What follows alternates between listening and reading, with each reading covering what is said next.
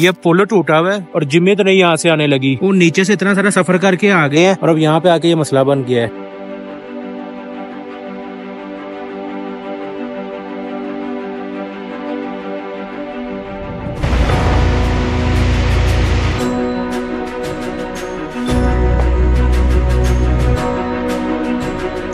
हमने बड़े टाइम बाद किसी जगह को एक्सप्लोर करने के लिए इतनी खेचल की है और ये पुल अच्छा खासा हिल रहा है। वो पापा जीप लेके जा रहे हैं। यहाँ से आगे रास्ता जो है ये सारा खराब है तो थोड़ा सा रह गया। हमने बड़े मुश्किल सफर किए हैं मगर ये जो आज इस दफा सफर किया है ना इसने हमारे कांपे टाक दी है।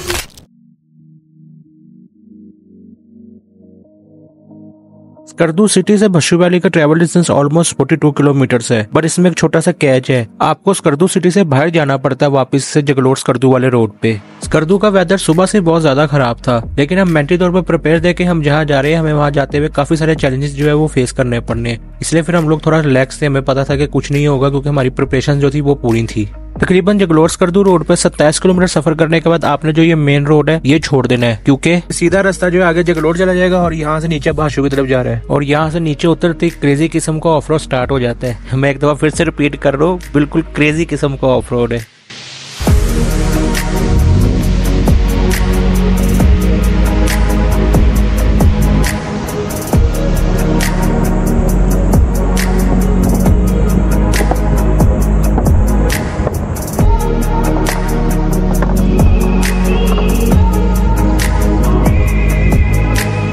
और उस ब्रिज से ज्यादा खतरनाक तो हमें ये ब्रिज लग रहा था, वो तो फिर रस्सियों से टंगा हुआ था, ये तो बिल्कुल ही हवा में था। हमारी इतने मसले वाली बात नहीं है। हाँ थोड़ी चौड़ी गाड़ी को मसला बनेगा, तो अगर आपका बड़ी 4x4 है तो यहाँ पे थोड़ी सी एहतियात करनी है आपने।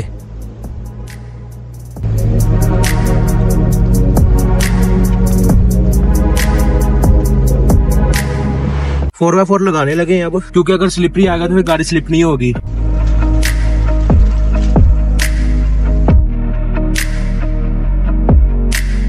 अस्सलाम वालेकुम। भाशु वैली को ये रास्ता जा रहा है? जी। कितना यहाँ से कितना सफर है? इधर से तकरीबन 1.5। चले शुक्रिया। इसमें छोटे छोटे गांव बहुत सारे हैं जिस वजह से अक्सर रास्ते की ना कंफ्यूजन हो रही थी हमें, और कहीं कहीं ये रास्ता इतना ज्यादा नैरो हो जाता था कि हम खुद सोचे थे कि अगर सामने से कोई गाड़ी आ गई तो उसे रास्ता कैसे देंगे, मगर लकीली उस दिन इतना रश नहीं था।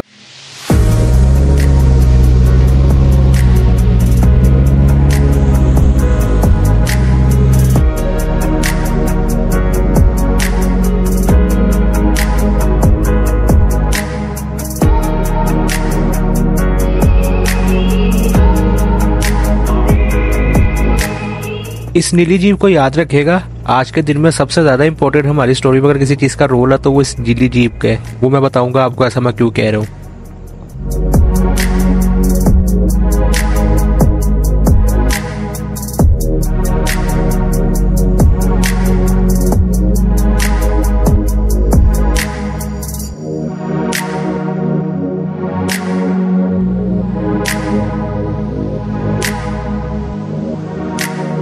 नीचे से हमें ये बादल नजर आ रहे थे और हम तकरीबन अब जो है बादलों में ही आ गए हैं और अभी आधा हुआ है। आधा नहीं हुआ, अभी तो असल ऑफ रोड शुरू हुआ है। हमें यहाँ पे ना गाड़ी सिर्फ साइड पे लगानी पड़ी है। उसकी वजह ये है कि ये पुल टूटा हुआ है जिस वजह से हमारी जीप यहाँ से आगे नहीं जाएगी। हमने सुना था पुल से आगे ना जीपें खड़ी हुई होती है और वो रेंट पे मिल जाती है, तो देखते जाके क्या हिसाब किताब है उनका। हमें बड़ी मुश्किल से एक ही जीप नजर आई थी, वो भी कवर करके खड़ी की हुई। पता लगा उसका जो ड्राइवर है वो स्कर्दू गया है। अब दोबारा अपनी जीप में जाकर खड़े होते हैं, देखते शायद कोई बंदा मिल जाए तो उसे पता लग जाए। और जब जिम्मी के पास आए तो इस भाई साहब ने हमारा मजीद दिल तोड़ दिया ये कह के। उधर से जाता था, अभी है रास्ता बंद किया हुआ। इसने हमें बताया कि ऊपर बर्फ पड़ गई है जिस वजह से रास्ता बंद हो गया है, और ये सुन के हम लोग काफी दिल बर्दाश्त हुए थे और अपना सफर शुरू कर दिया वापसी नीचे की तरफ, और सोचा इसमें भी अल्लाह की बेहतरी होगी। मगर थोड़ा सा नीचे आए थे तो हमारे आज के दिन की स्टोरी में एंट्री हुई इस भाई साहब की। इसने हमसे पूछा कि तुम लोग ऊपर क्यों नहीं गए। हमने कहा वो जीप ही नहीं मिली, तो इसने बताया कि मेरी जीप खड़ी हुई है, मैं तुम लोगों को ले जाता हूँ। तो हम दोनों ने एक दूसरे की तरफ देखा, अब लेकर ठीक है आओ।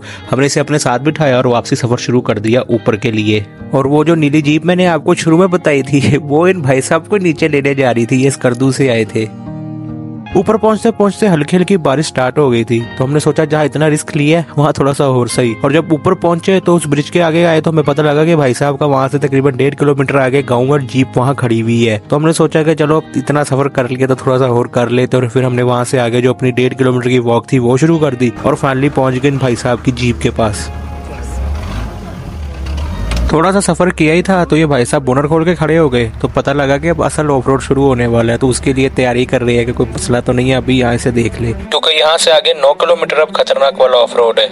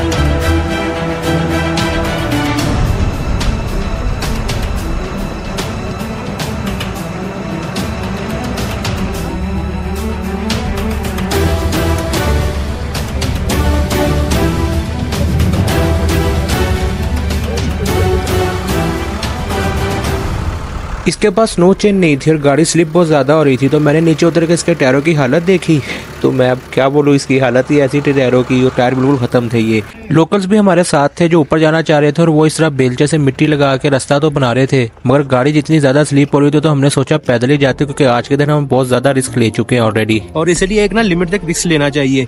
यहाँ से आगे रास्ता जो है ये सारा ख़राब है, तो थोड़ा सा रह गया है, वो कह रहे हैं 1 किलोमीटर नहीं है, तो हमने सोचा कि हम पैदल चले जाते हैं, वापस जाने से तो बेहतर है। 1 किलोमीटर नहीं है, पूरा 1.5 किलोमीटर पड़ा है। 500 मीटर तो मैं जैसे तैसे मैं चल लिया, मगर जो लास्ट का किलोमीटर था उसने मेरी बस करवा दी। शुक्र है जूता बच गया, जूता गीला हो जाता तो मैं फंस जाता। और ये लास्ट का किलोमीटर था ना, ये मुझे पता है मैंने कैसे पूरा किया है। अल्हम्दुलिल्लाह जी, ऑलमोस्ट वैली पे पहुंच गए हैं। तकरीबन 1.5 घंटा जीप का लगा है और आधा घंटा हमें ये हाइक है, और तकरीबन 2 घंटे में हम पहुंच गए हैं। और मुझे सामने भाशु वैली नज़र आ रही है। अभी मैं ऐसे नहीं दिखाऊंगा आपको, दूसरी तरह दिखाता हूँ। ये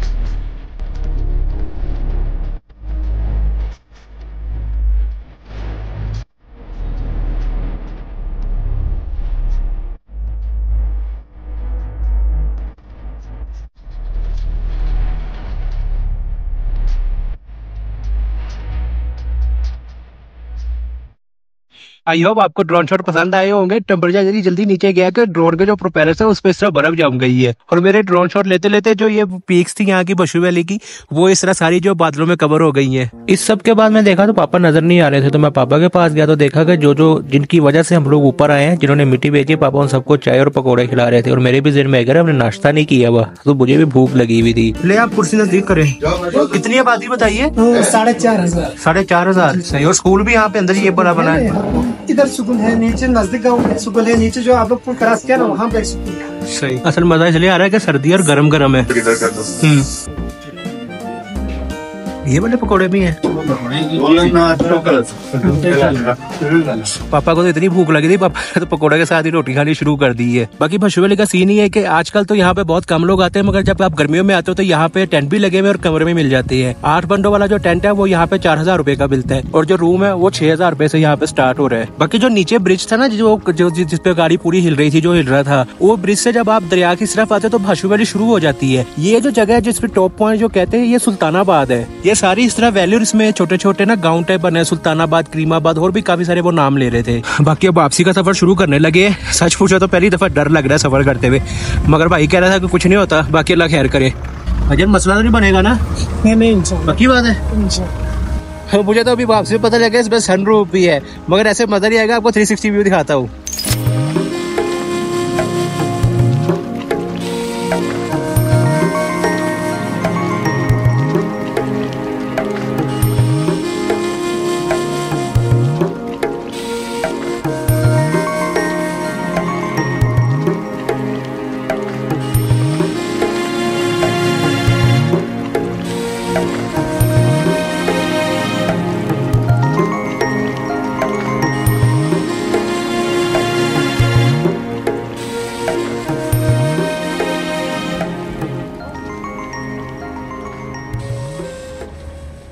ये मोड़ बड़ा गंदा है, बस यहाँ से गुजर गए ना तो फिर मसला नहीं होगा।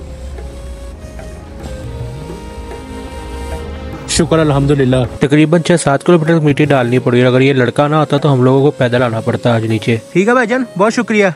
ठीक है, अगर आप लोगों ने फर्स्ट ईयर की स्टैटिक्स या सेकंड ईयर की पढ़ी ना तो उसमें एक चैप्टर ग्राफ का भी होता है, और ग्राफ की खासियत ये होती है कि ग्राफ कभी भी सीधा नहीं होता है, ऐसे ऊपर नीचे होता है। और आज का जो सफर था ये भी ऐसे ही था, पहले एकदम ऊपर गया, फिर ऐसे नीचे आया, फिर एकदम ऐसे ऊपर गया एडवेंचर, फिर एकदम ऐसे नीचे आ गया, और एंड में तो एडवेंचर जो था वो ऊपर ही जाता रहा। क्योंकि यहाँ पे हमें वो नीली जीप में से ड्राइवर भाई मिले थे, और यहाँ पे जो हमने रिवर्स की थी गाड़ी 4x4 लोग से कर दी थी, तो जिम्मी गर्म हो गई थी। काफी देर इसको ठंडा कर दे रहे, मगर वो अपनी हरबा जबरी पड़ गई थी कि इसको क्या होगा, तो वो मैं फिर रिकॉर्ड ही नहीं कर सका। और आप सोच रहे होंगे कि मैंने बशु का जीप रेंट नहीं बताया कि हमने जीप रेंट कितने के लिए और जीप रेंट कितने है। तो इस तरह के जब आप लोग यहाँ से आएंगे, ये रास्ता जगलोट से आ रहा है और ये रास्ता स्कर्दू से आ रहा है। अगर आप जगलोट साइड से आ रहे हैं तो इस बोर्ड से पहले ही आपको भाषु का एक बोर्ड लगा नजर आ जाएगा ब्लू कलर का। अगर तो आपने ओवरनाइट वहाँ रुकना है और जीप रेंट करके जाना है तो आपकी गाड़ी यहाँ खड़ी होगी, उसका 500 रुपया लेंगे और 15,000 में वहाँ से ऊपर तक जीप चली जाएगी। और अगर आपने सिर्फ जीप पे जाके वापस आ जाना है फिर 12,000 रेंट है। मगर हम आगे से गए तो आज हमसे जीप वाले ने 8,000 रुपया लिया। पहले हमें लग रहा था कि पैसे ज्यादा ले रहे हैं, मगर जब हमने वो देखा ना कि उसने जो रास्ता साफ कर रहे थे उनको भी पैसे देने होते हैं। बाकी अगर आप इस सीजन स्कर्दू आ रहे हैं, खासतौर में गर्मियों में सीजन में आते हैं, तो ये भसू वाली जो है ये लाजमी देखेगा, देखने वाली जगह है ये। और अगर अभी सर्दियों में देखनी है तो आप देख सकते हैं, मैं आपको मना नहीं करूंगा। अगर हम जा सकते हैं तो कोई भी जा सकता है। बाकी अगर आपने स्कर्दू की रोड कंडीशन देखनी है, कितना सा टाइम लगता है यहाँ पे आने में, और अगर बाबू सा टोबरा रास्ता बंद है तो कौन सा रास्ता खुला है यहाँ आने के लिए, तो आपको ये वीडियो आ रही होगी, आप ये वीडियो देख लें।